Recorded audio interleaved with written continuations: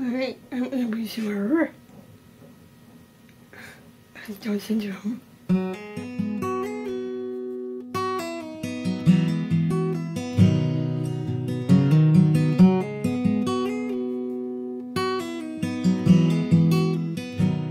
My twin sister, Abby Shore, and I were born on July 16th, 1987 at St. Michael's Hospital. Finding out that their daughter had Down syndrome was more than a shock for Abby's parents. I remember being in the hospital room, and I grabbed Abby and Andy's older brother Mitchell in my arms, and I ran out of the room. I don't know if I thought that I was going to be able to run away from the problem, or what actually my thoughts were, but when somebody tells you that, it takes the wind and takes the air right out of you, because all you want for your kids is for them to be healthy and at least have that going for them, and she wasn't going to have that, so it was going to be a tough life, because everything was going to have to be a battle, and in the beginning you don't know how bad it's going to be, as far as what degrees, what she's going to be able to do, what she's not going to be able to accomplish, and you don't know right then, so you're just empty. When Abby was born, of course Andy came first, and then came my Abby. And I remember the first look that she had on her face was her little lip sticking out. And she was a little trooper. Her little lip was sticking out, and she just had a determined look on her face. And she looked completely normal. I was so engrossed with both of the babies and how they looked, and just you want to check everything, that everything looks okay, and it did. Everything was fine. So anyways, then back in the room, when I was back in the room with the babies, Dr. Numson had come in, and he had already done a pre-checkup. They've got a checklist that they have to go through. And he did a checkup of both the babies, and he came into my hospital room, and he started telling me that Abby had the traits of a child with Down syndrome. And he pointed out, I remember him pointing out the hand, as far as the crease in the hand, and the wideness of her neck, and her eyes had definite traits, and that was stuff that I didn't know about or picked up on. And I remember just sitting there in awe and worried about her, and he said that I'm feeling sadness, and it was a very hard time, because I had Andy there, and he was just perfect, and I looked at Abby, and she looked so perfect, and I couldn't believe that there was anything wrong with her, and then they told me about complications that could happen. There was something about a bowel movement that could be that was kind of with Down syndrome babies right away, that could evolve, and maybe Abby dying. Not living a long time, like within just a couple of days. Also, they didn't hear anything about the heart at that time. That wasn't diagnosed until later, about maybe 8 months, 9 months later on. They listened, and everything was fine. And we decided to have Andy and Abby baptized right at the hospital, because I felt very strong that the baby should be baptized, just in case if something did happen to Abby and she didn't make it, because it was a very real situation. And it was hard, because I was so full of joy of having the twins, and then having to have Abby, the possibility of losing her. So we had their baptism right at the hospital, and everybody came, and we made it a joyous day. So it was hard, and then I got some information from the nurse about Down syndrome, and right away I put a call into Birth to 3 program here in Stevens Point, the Achievement Center. And Abby started going to school at the Achievement Center since she's been 3 months old. So we started her right away on the program, and what I needed to do to keep Abby growing and getting strong. And I also am served on the board of directors now for 20 years on the Achievement Center board of directors. It's such a great program. And but But it was a very difficult time, and you can't look ahead. You didn't know. The only thing you had to know was you just take it a day at a time. I tried to ask doctors, is there any way you can tell how her future's going to be? Is it a mild case? Is it a severe case? But we learned just to take one day at a time, and that's all you can really do. And it's been joyous. At the University of Wisconsin-Stevens Point, human genetics professor Dr. Diane Caparel gives us some insight on Down syndrome. It's a condition where an individual has, in most cases, an extra chromosome. And it's chromosome number 21, which is a very small size chromosome, so it's easy to make mistakes when trying to generate an egg or a sperm in a person's body. And so during the development of an egg or a sperm, you may end up with an abnormal number of chromosomes in them. And after fertilization, what you may end up with is more than the typical 46 chromosomes that all of us normally have. So I have other physical features as well.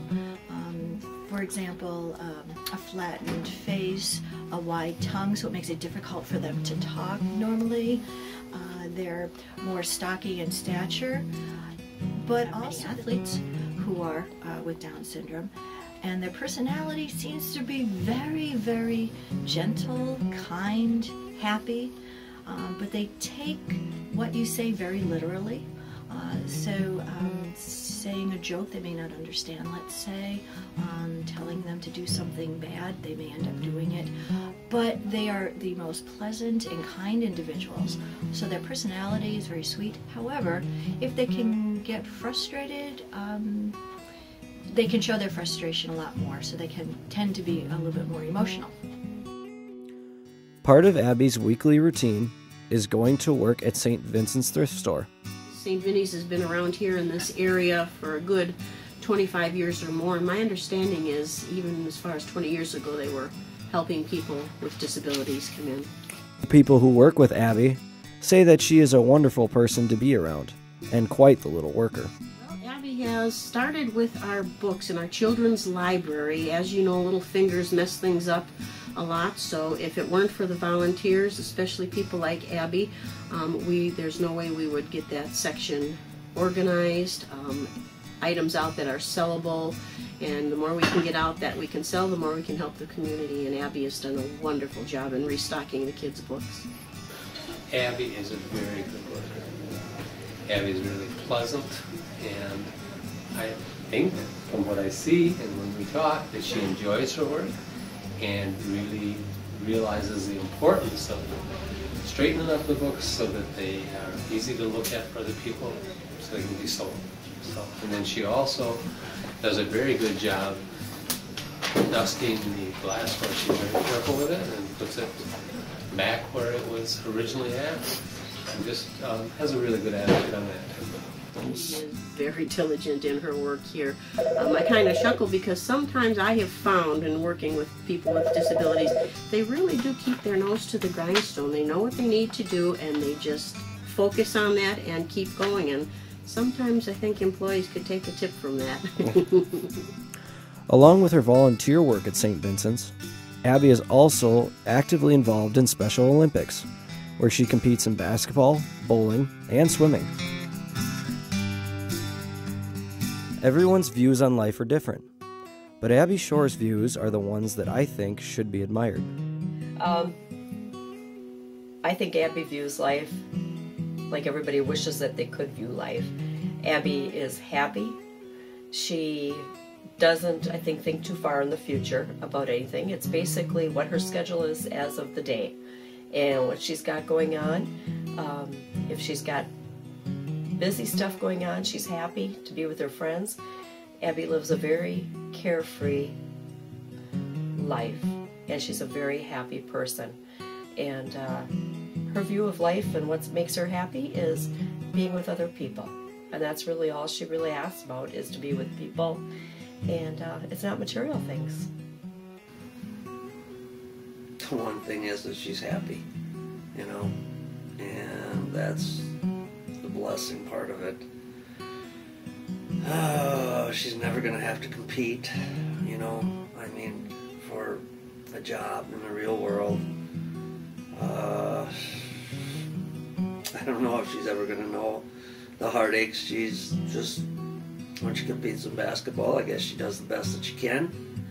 And she's always happy with the outcome. So, you know, that part of it, I guess, you know, I would have to say no. And I guess that